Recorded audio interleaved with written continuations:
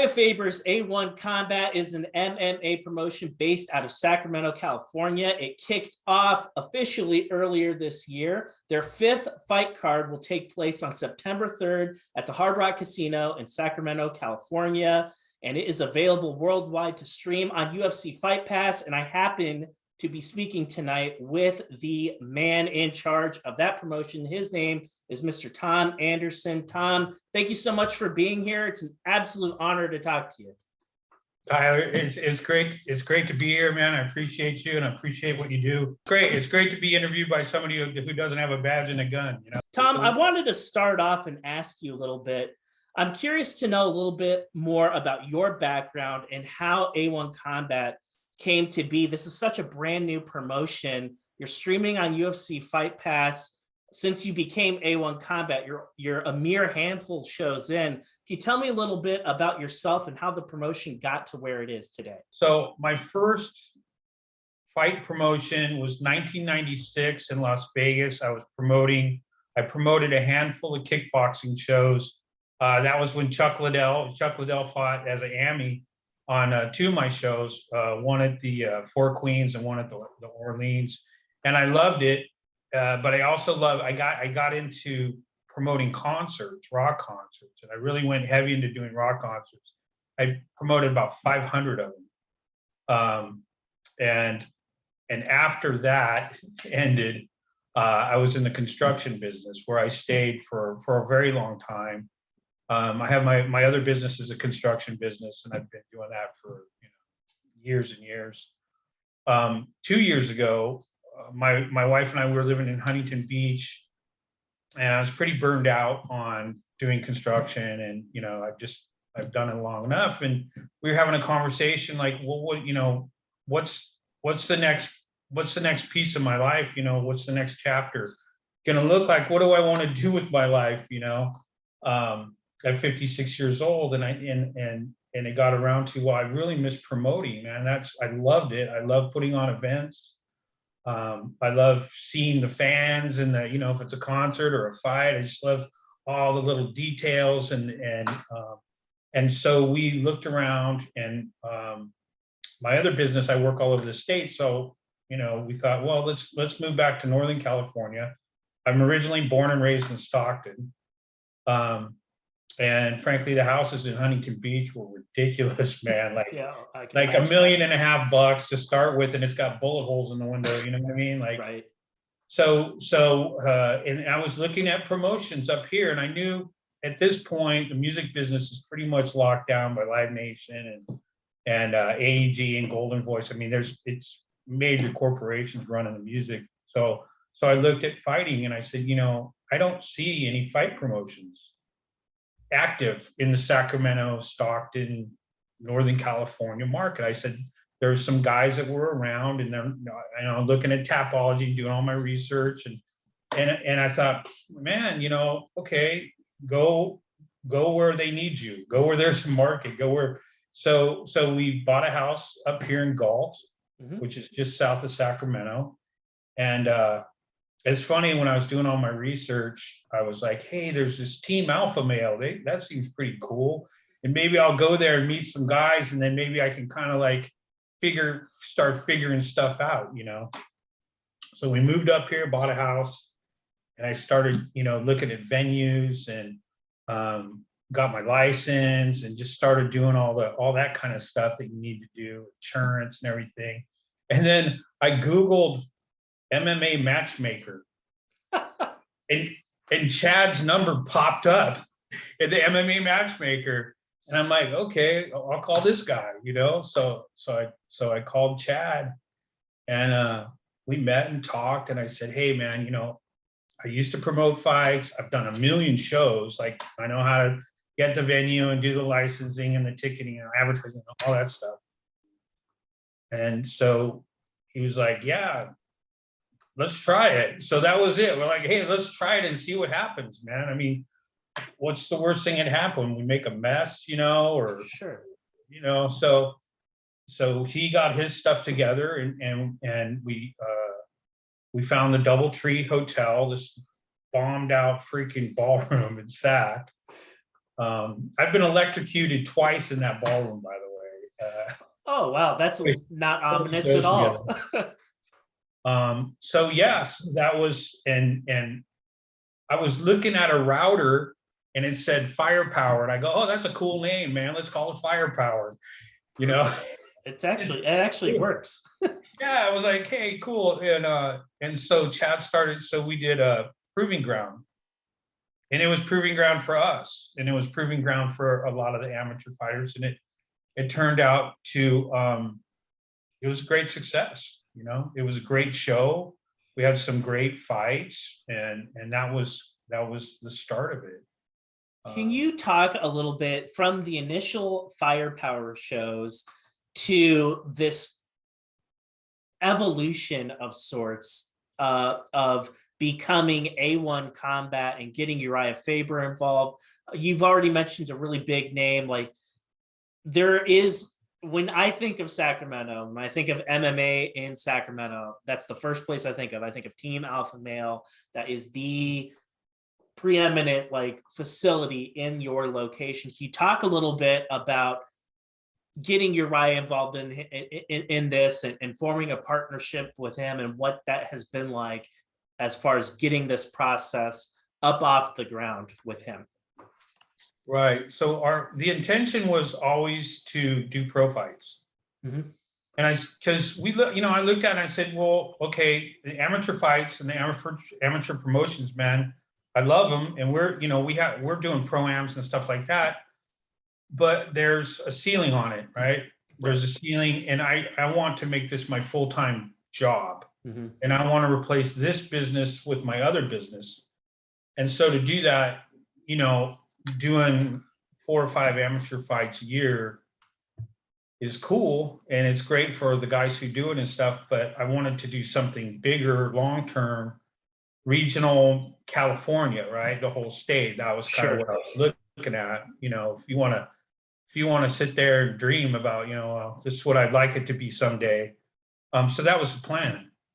So we did our second show was a pro-am. Mm-hmm. And I think we had like Ryan Loader and I think Cody Vogel's, a couple other Team Alpha Male guys fighting on that card. And I met Urijah because he was cornering Ryan Loader at that fight, and we, it was all friendly. Hey man, what's going on? And he's like, hey, the show looks pretty good. And then our third pro, which was a full pro card, he was there again. And I said, hey, Urijah, man, how's it going? And he goes, these shows are legit, man. He goes, I got to be honest with you, though. I've always wanted to have my own promotion. Mm-hmm. And I was like, well, hey, this thing just got started, and this is what we want to do long term. And let's work together and see what happens. Let's try it out, And so we talked some more. And he was like, yeah, he goes, I'm like, you're in UFC Hall of Fame. You can open a lot of doors. I said, I'm a worker, dude. Like I work, like I'll get it. And my wife too, man. She used to run a comedy club for years. She booked shows. She still produces comedy shows. And she ran a nightclub. So she knows the business. She knows ticketing. I said, dude, we're worker bees, like an old diesel engine. You turn it on, man, it'll run all day, mm-hmm. all day, all night, and then some. And we do. And so it was perfect. We did, I think we did a show in February. I think February 12th was our last Firepower show. And we had got into conversations with the Hard Rock. Urijah knew some people there, and obviously with UFC, and I had gotten some great advice that says, to do a pro promotion and be successful, you need a TV deal. You need to get on some form of something, right? And we had done Fight TV, and that wasn't very good. Mm-hmm. And so he got us into conversations with UFC Fight Pass. And I'll tell you another little quick side story. So we're going back and forth with Fight Pass, and I'm still doing my construction thing, because I need to pay my bills. Sure. and I was up in Santa Rosa, and I'm standing in a hole that I had dug, and I have my shovel in my hand, and I'm doing my thing by, getting ready to pour some concrete, and the phone rings, and it's the president of UFC Fight Pass. I'm like, "What's up, man? What are you doing?" He goes, "Let's get this thing wrapped up." I'm like, "Yeah, for sure." I put my shovel down, and I like walked away from the guys and stuff, and we got the deal done, and it was just a weird moment. I was like, one minute you're digging a hole, the next minute you got to deal with fight back. It was just like the weirdest moment. And so we decided.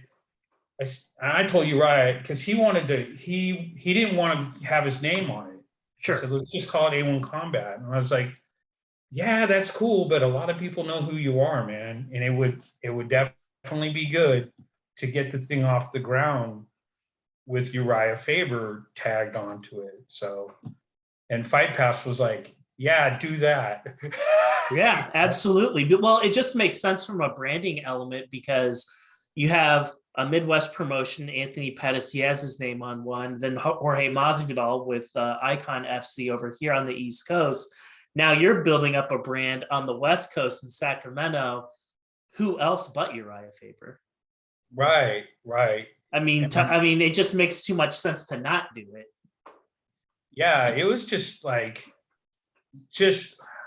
I've never had things like that in my life just kind of fall into place. I mean, I know, sure, there was planning, the plan to move, the plan, all the things that got me to that point. But man, it just things really started opening up for us to get onto Fight Pass and to get to the Hard Rock. And, our show that's coming up is in the big, beautiful new venue. And kind of a trip. I mean, we definitely taken a lot of lumps along the way, though, man. Like, it's very expensive.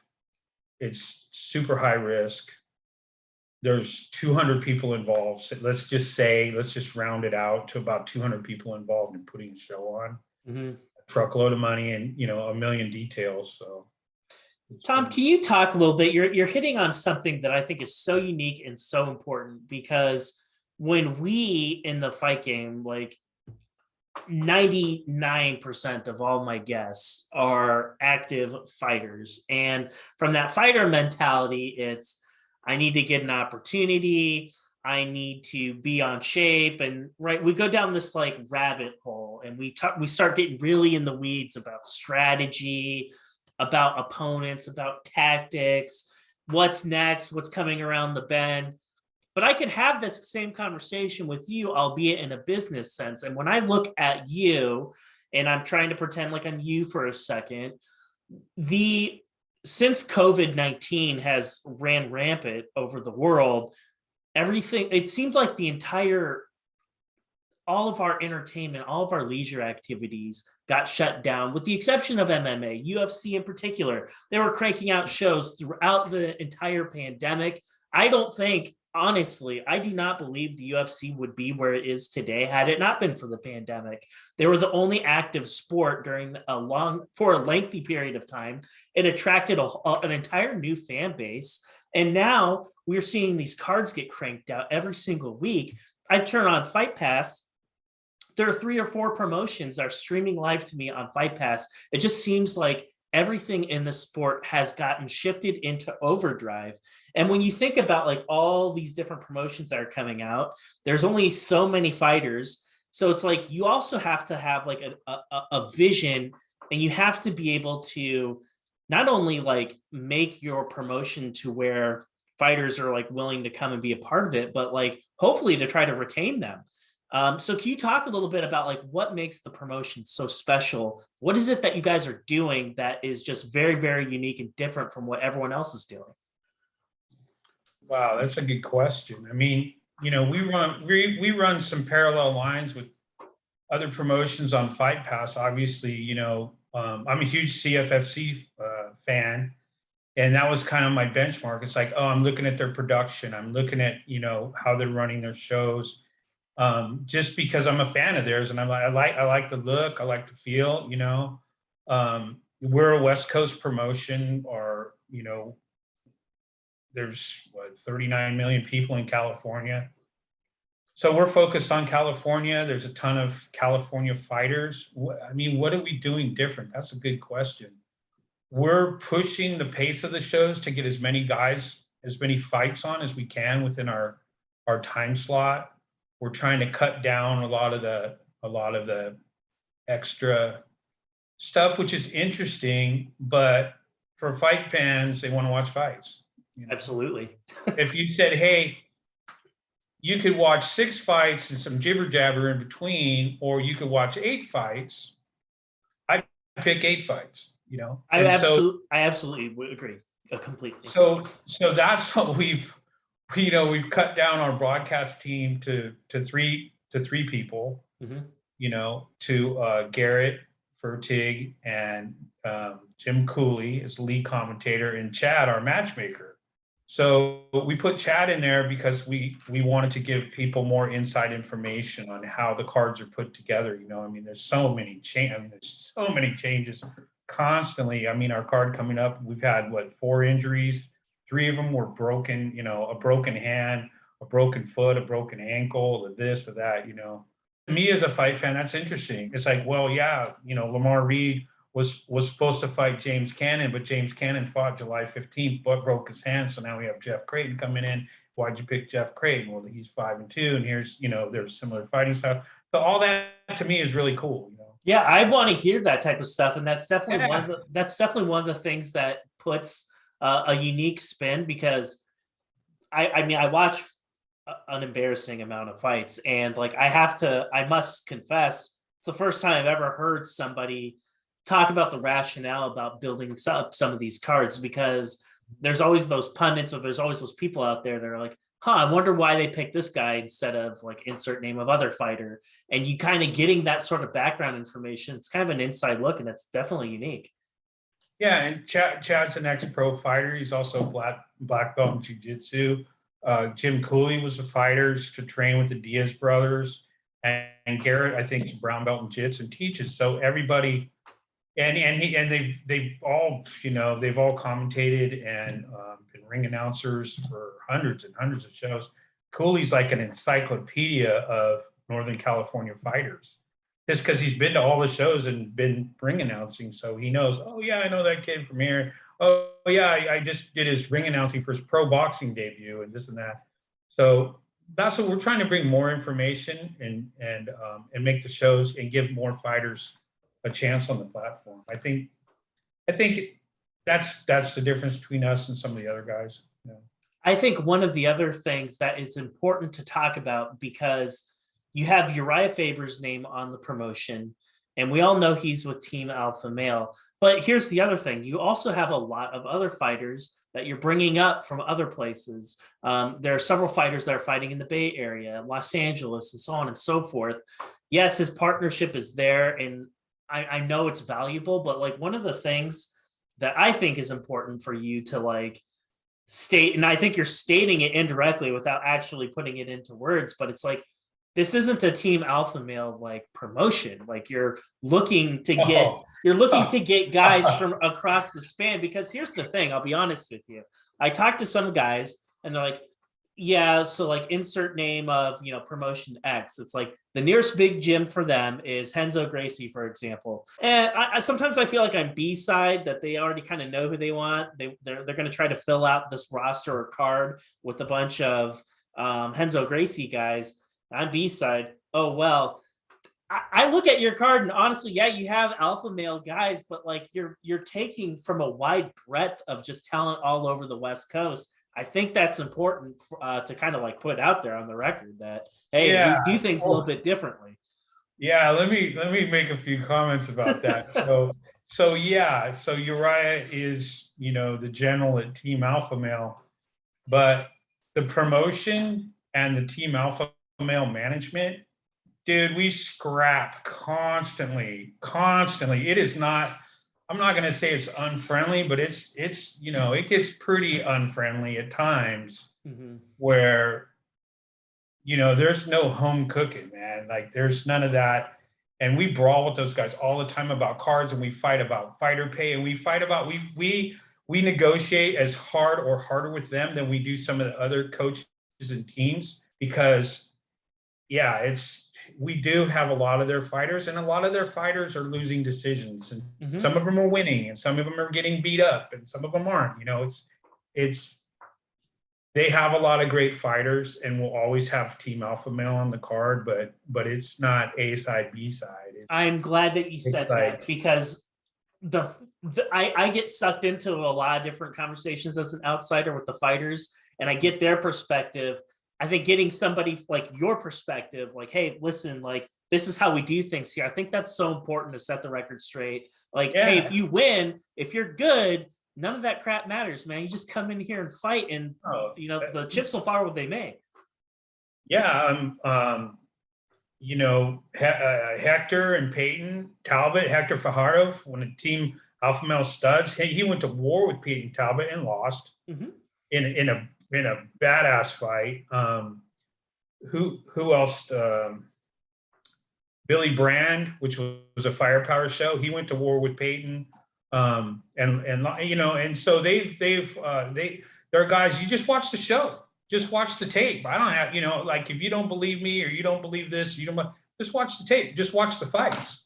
It speaks for himself, man. It's like, wow, it's really good matchmaking, and I gotta say that Chad he's definitely not gonna kowtow to Team Alpha Male's management. That's never gonna happen in a million years.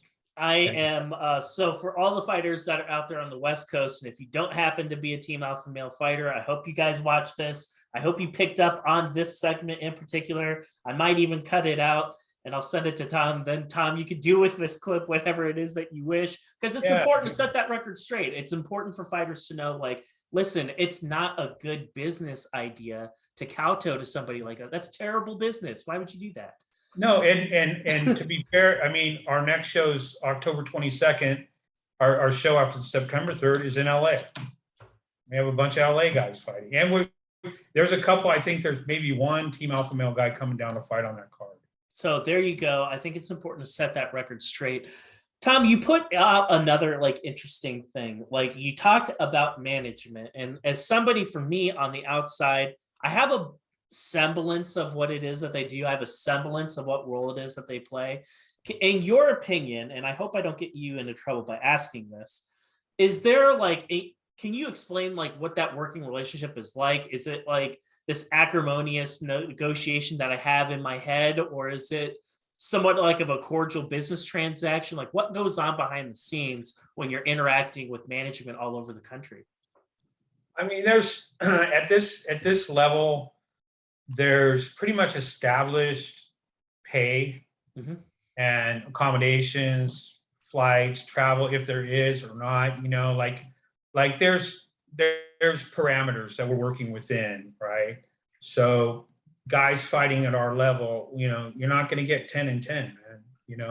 You're going to get something much less than that. And that's standard for regional, that's standard for Fight Pass, If you're a debut guy, you're probably doing, 600 and 600 or something like that, maybe a hotel room, so it's not like, a manager comes in, well, I want, 8,000 this, and it's like, dude, it's never going to happen. You haven't done your talking research, to the buddy. wrong promotion. You need to go talk to Scott Coker in San Jose, because they will pay you that. They could pay you that. Yeah. So with managers, the management mostly works with Chad directly in negotiating the contracts. I stay out of his lane as much as possible. I mean, I have a lot of input on main events and okay, what are we presenting? And there's also something that's interesting that we do is why are we matching these? Why are we matching these two fighters? Who wants to see it? What's the point? What is the point of this fight?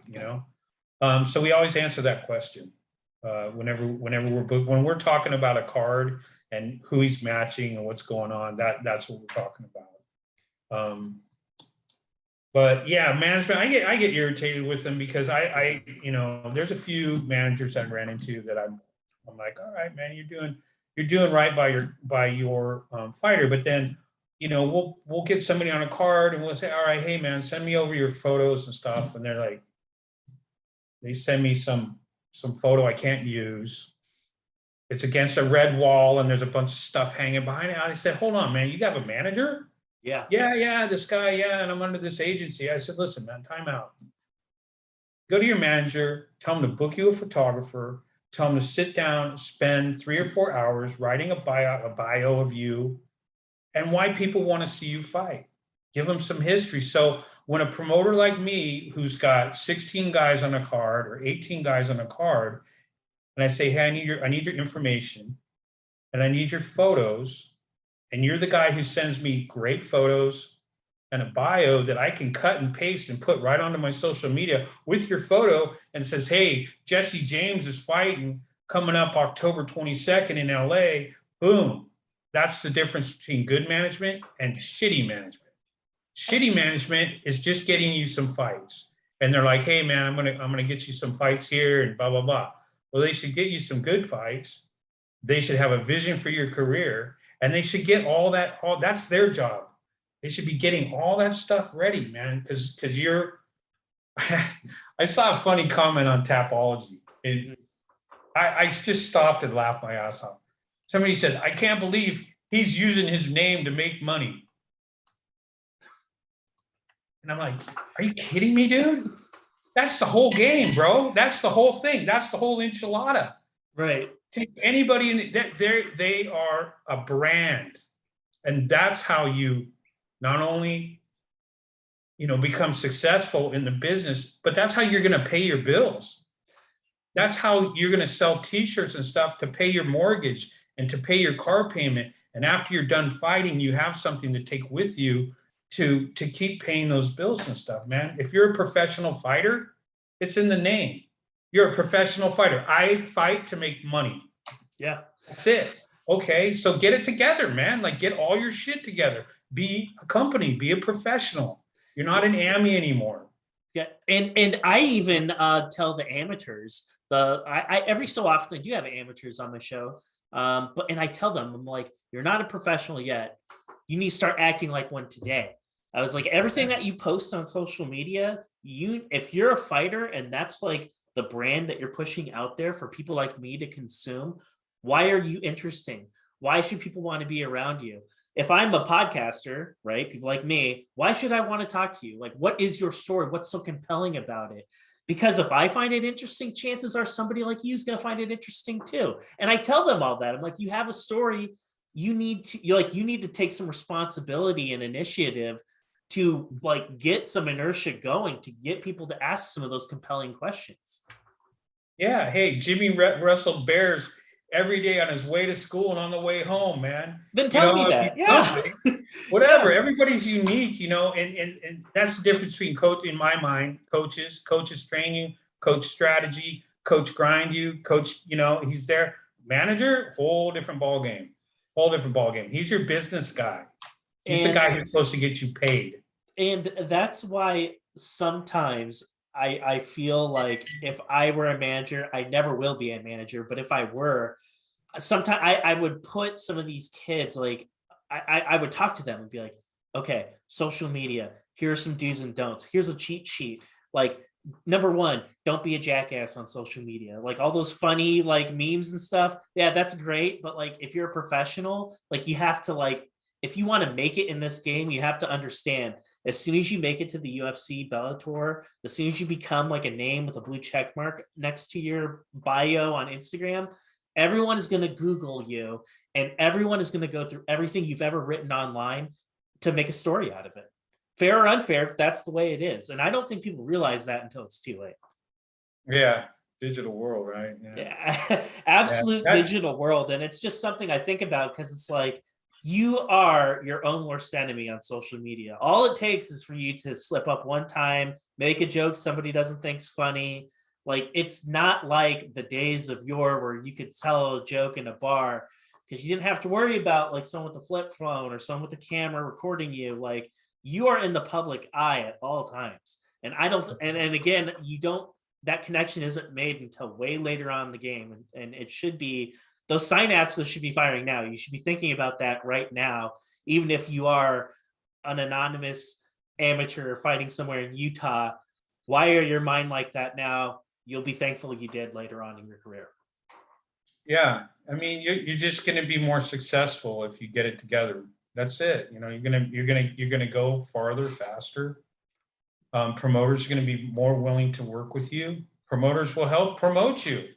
I sit here and spend hours clipping and cutting and putting little video clips and stuff together to put it on our social media, you know, fighter spotlight, you know, and hype reel. We're starting to do hype reels for some of the fighters now that we have some good tape to use, you know, so we want to help.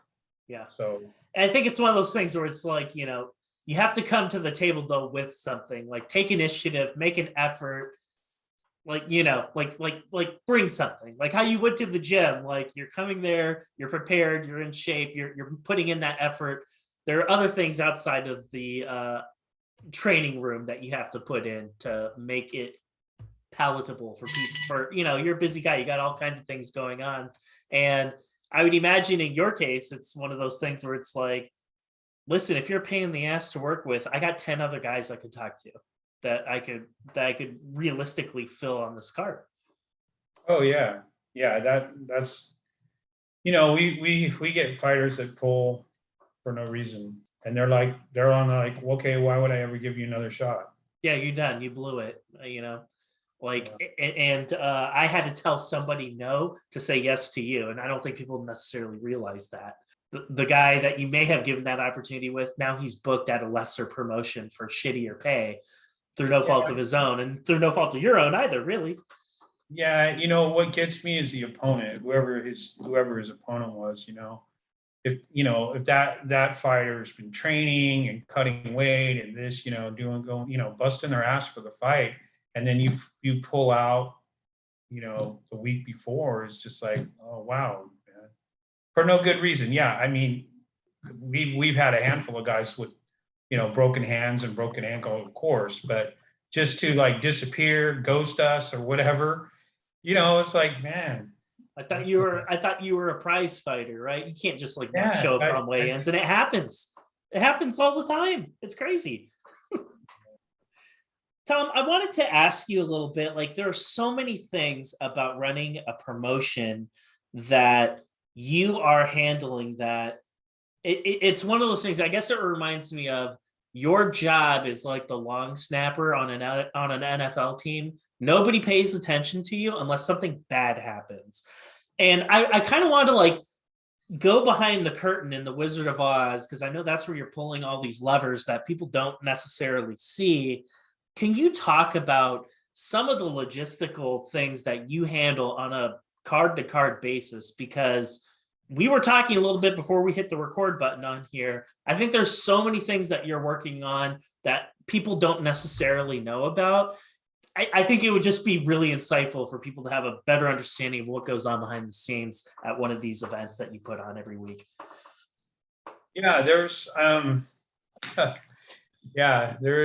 people know who I am when things go bad, that's for sure. When things go great, you know, there's a lot of people to take a piece of that and stuff, and that's cool. I mean, that, you know, really, that's what I signed up for. Yeah.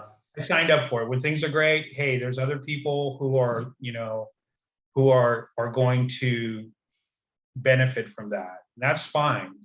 When things go bad, yeah, I'm, you know, I'm the guy. I'm, you know, and I love the job though. You know, I love the work. It's as far as, wow, to do a show, you know, to start negotiating dates between Fight Pass and a venue that you want to, you know, start boiling down the dates. You find a venue, you secure the venue with Fight Pass and with the venue, and you do a lot of negotiation on rental of the venue and staffing and, you know, hotel rooms and meals and sound and lighting. And now being on Fight Pass, we have a 16-person video production team that now, you know, that you have to make accommodations for.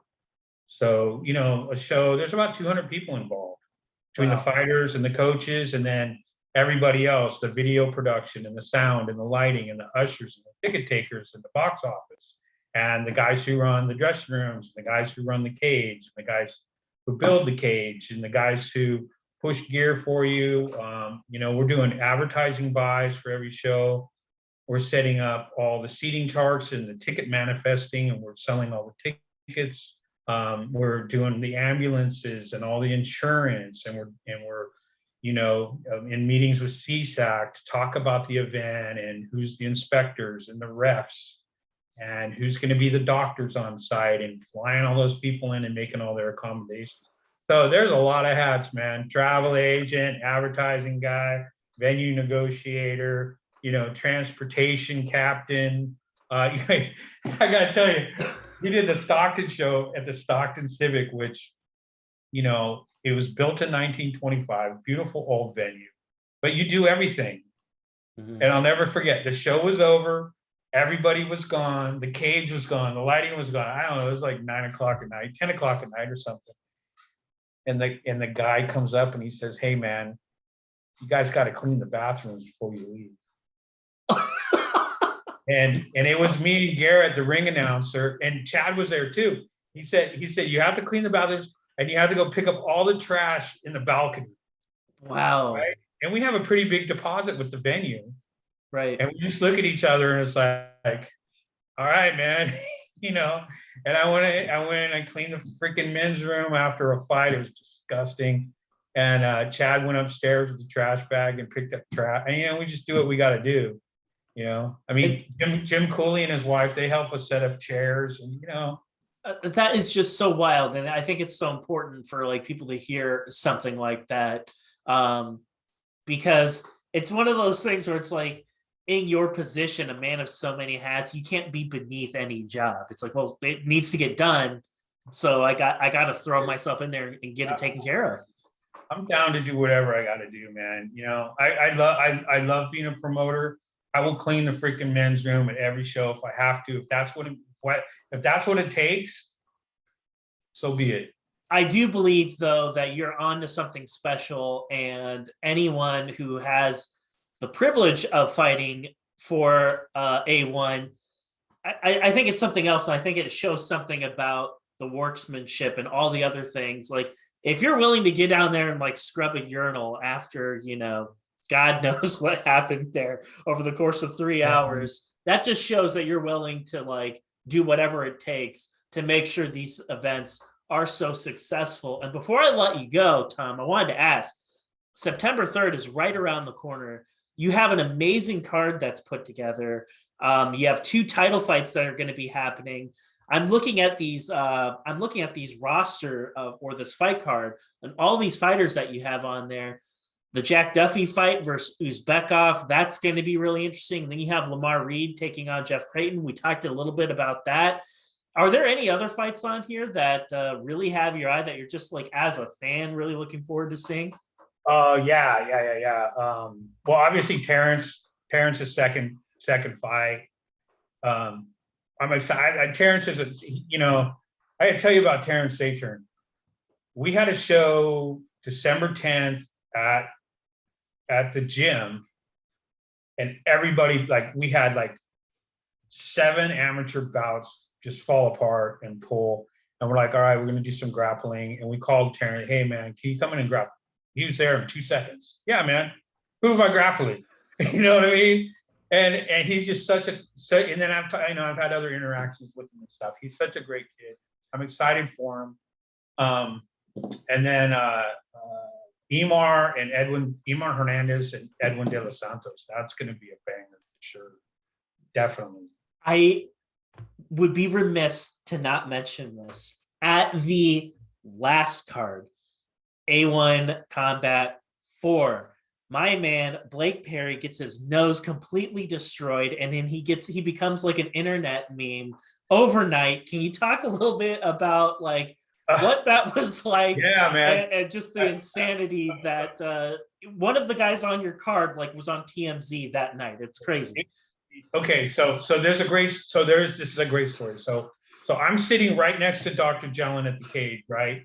And I'm hearing Cooley because he's like 2 seats down, and he says his nose is broken. And I looked up, and I'm looking, and then here goes Dr. Jellin, like he takes off, and I'm seeing a lot of blood and stuff, And he calls the fight off, and he comes and sits down next to me, and he turns, he said, his vision was impaired by his nose being smashed over. He couldn't see out of his left eye or whatever it was. And I said, hey, good call, doc. You know, right? So then we load out, and I finish cleaning the bathrooms, and I finally get to go home. I get home, I don't know what it is, like 10 o'clock at night. I get a text from the UFC, and they're like, hey, this nose thing has been seen 8 million times. It's going viral. And I'm like, yeah, funny, dude. Like, why, you know, like I didn't believe him. And so he goes, no. And he sends me a screenshot from the from their thing, right? I was like, oh shit. And so I wake up the next morning, it's like 20 million. And I go online, and it's like TMZ, and it's all over TikTok, and it's this and that. And so I'm talking to people, and my sisters are like, are we done with the nose thing yet? What's up with this nose? Like, it was everywhere. But yeah, it was cool, man. I mean, Blake's got the most famous nose in the world now. You know what? Doesn't it make sense? You know, you do a Perry versus Perry, Blake Perry versus Mike Perry. Why not? I mean, Mike Perry just won his big old bare knuckle fight, but a battle of the noses, A1 Combat 7, why not? Yeah. I mean, let's make it happen, right? Yeah. That was crazy, man. I will say Blake is a complete gentleman. He had such a good sense of humor about the entire thing. I know he was upset that the fight ended in the way that it did, but I did tell him, I was like, hey, listen, man, if you're going to lose, go viral. He certainly did that.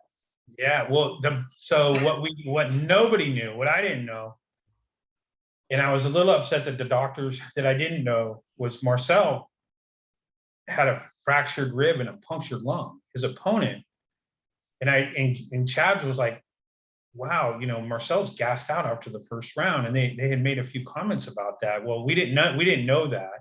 Right. And then he was at San Joaquin General Hospital, for 4 days. You know, so yeah, that was gnarly, man, that whole thing. Well, I am just glad that both of those guys are healed up. Well, Blake is going to be on suspension for quite some time, but I'm looking forward to him coming back at a future event. Before I let you go, I did have to ask you a few questions. I think I hit up most of these. So number one, for everyone who submitted a question for Tom, some of these we just don't have time to get to, but there are a couple that I will go ahead and I will ask you. This is the number one question I got. You will not be surprised. I had probably 12 different fighters ask me, how do I get on an A1 card? What is the process? If you're a fighter out there who's a professional and you'd like to be considered, what is your process like to get considered for a card? So you can go to a1combat.com, and there's a link there's a button that you push that says, I want to fight on your show, something like that. So you push the button, and it takes you to the MMAmatchmaker.com, and you sign up, and just send a note to Chad and say, hey man, I want to fight, or where you're at and who you are and your record, if you have one, or if your debut or whatever. And he'll put you on the list and check you out. You know, I mean, it's tough, you know, if you're living outside, fighters living outside of California have a hard time with California medical. Mm-hmm. The medical requirements in California it's about $900. It's MRI, EKG, eyes, blood, this, I mean, it's a long list. So be prepared for that, you know, if you don't know about fighting in California. And then also the reality is, you know, if you live in Tennessee, you're probably gonna, you know, we're probably not gonna fly you from Tennessee to California for your debut fight. Mm-hmm. It's not gonna happen. So be willing to, you're like, hey, I live in New Mexico, I want to fight on the card. I have a travel sponsor. I have this. I have, you know, whatever. Then yeah, okay. Mm-hmm. Then we'll take a little bit more look. It's because we have a budget, man. I mean, there's a budget to this thing, and you know, flights are expensive and hotel rooms are expensive, and we do what we can. But you know, you're not going to spend 3 times what you're going to spend for a California-based fighter for somebody from Tennessee just cause, right? You're not going to sell any tickets. Maybe you can fight, maybe you can't, I don't know, but you know what I mean? So there's a reality to it. But if you're, you're California, Nevada, Arizona, whatever, we have guys, Washington, Oregon, more West Coast, we're a West Coast promotion. So our job is to promote shows on the West Coast and, logically West Coast fighters. Absolutely. The Aziz Khan Uzbekov is coming from Uzbekistan, so that's kind of cool, scary too, like, okay, So there are some exceptions, but there are some exceptions, absolutely. He happens to have management in Sacramento. He has sponsors in Sacramento. That's going to be a badass fight. I watched some film on that kid, and yeah, that's going to be a really good one. With there not ever really being an off season in MMA, how are you doing your job as well as you do without burning yourself out? That's a good question. It's a very good question. I'm pretty burned out right now. No, I love it, man. I do. That's the only reason. That's it. I can work 60 hours, 12-hour days, 7 hours. It's fine. I love it, man. My wife doesn't love it as much as I do. And that's the only reason. Like, construction, I spent years, man, working out in the rain and the mud and the this and the that, because I have bills to pay, and it's not that much fun, and you definitely do get burned out. And but promoting MMA to me, even though a lot of my work, hey, calling the ambulance company and setting up the ambulance, or talking to the insurance company, or trying to get one of the fighters' medical claims paid and stuff, that's really boring. But it's kind of it's not as boring as drilling holes through a concrete wall. You know what I mean? Like, it's all relative, right? I completely agree. And there's so many things that you just said there that I empathize with, because it's like the same thing. You work like your regular Monday through Friday, and there's like a drain to that. But for me, it's like when I get to talk about other people that are involved in MMA in some capacity, whether they're a coach, a promoter like you, whatever the case may be, or a fighter, whatever the case may be, it makes like doing all the other things that maybe aren't so glamorous, like editing this podcast, for example, or uploading this on YouTube, or figuring out algorithms, all the things that I've had to do to not only grow this platform, but to like push it out. It was kind of a bummer, but it still wasn't as big of a bummer as like doing something I really didn't want to do for the man. So I completely understand where you're coming from there. Last question. What is your favorite fight card to date from all the ones that you've done? That Stockton show was pretty good, man. That was 8-5. There only one went to decision. There's been some favorite fights. To answer your question, it was Saturday, May 28th at the Hard Rock in their ballroom. That was a great one. Peyton Talbot, Hector Fajardo, badass fight. Buddy's last fight with Joaquin Lopez. That was man, I thought he had him in the first round, dude. I was like, oh, wow. Like, he took so many shots to the head. Like, Joaquin was just lighting him up, man. Like, bam, bam, just combo. And Buddy Wallace, dude, he's as tough as they come. He like got his, and I could hear his wife screaming, Buddy, get up, He got up, man, and ends up, it was crazy. Like, that's got to be a top fight. Man, we've had some good balls, man. But that's my favorite card. To answer your question, yeah, there's so many, there's some fighters that you're watching going, that guy's special, There's a few guys that I'm like, I keep a lot of that stuff to myself because it's a good idea. But I'm a fight fan too, right? So I'm watching guys fight, and I'll tell you right now, the first time I saw Blake fight as an Ami, I was like, that kid's got something. He had so much power in his hands. It was like, damn, like And I'm looking at him like, Chad, I said, this guy's a pro or something. How do you get in there? And so I was really happy when he turned pro.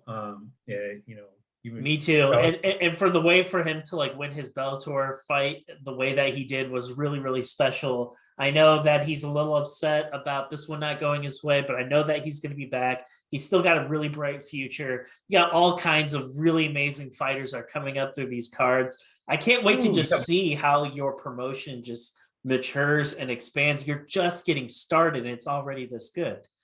Yeah. Well, we've put it out there that we want to do 10 shows next year and 10 shows in 2024. In California, between LA, and hopefully a few stops in between SAC and LA, but really just start, for the next 2 years, turn it into a really strong regional promotion in California. Well, and potentially to make it so where you're able to be that promotion, be that powerhouse on the West Coast that everyone wants to fight in, to punch their ticket to the next big thing, to punch their ticket to the PFL, to the Bellators, to the UFCs. That's what makes the regional scene so interesting to me. It's because the future is fighting today. You just have to like peel back that onion and like invest yourself in it. And it's really rewarding when you are able to follow guys at such an early stage in their career and just watch their career progress. It's really something to see. Yeah, it is. It's awesome.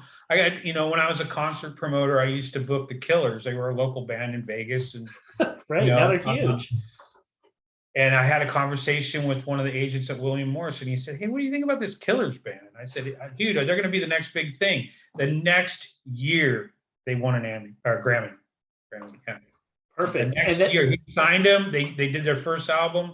I mean, it was like that. So I kind of look at the fighters the same way. It's like, hey, like I can see a lot of talent here, and it's going to be really awesome to see them go to Contenders and go to UFC or go to Bellator or wherever they choose to go, And it's not far off, and it's going to be really cool to have an alumni section of your website to show all your former champions and just where they went on to their career. It's going to be really special. Tom, it was just such a pleasure speaking with you. I hope we can do it again in the near future. Really appreciate your time. Is there anything that you would like to, I don't know, are there any shout outs or is there anything that you need to plug before I let you go? I want to say something about, Urijah. I didn't know, I've watched all of his films and all that stuff, and I didn't really know him. And we've got to know each other really well now that we've been working together. And that guy, he's one of the hardest working people I know.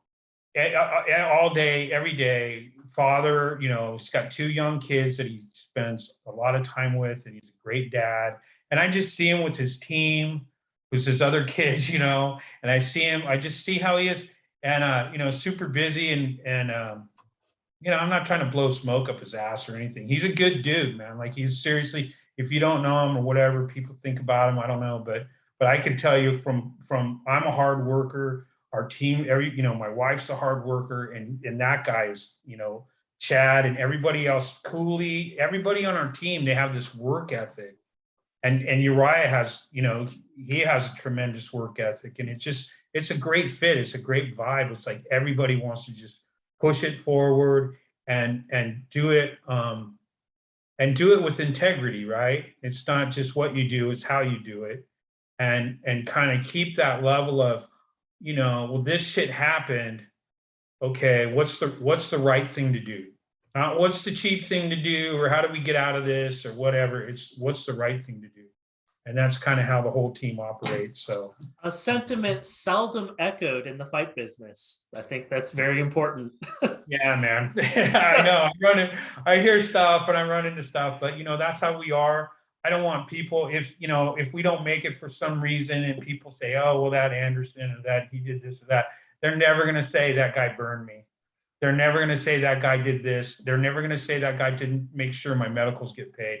They're never going to say that shit. So that's important to me. And I know that's important to Urijah and everybody that's involved. It's like, yeah, no, we're stand-up guys, and we're going to continue to be stand-up guys, even if we're getting pummeled, we're gonna do the right thing. I think that's super important. Can't wait for us to run it back. Mr. Anderson, thank you so much for your time. It was a real honor to talk to you.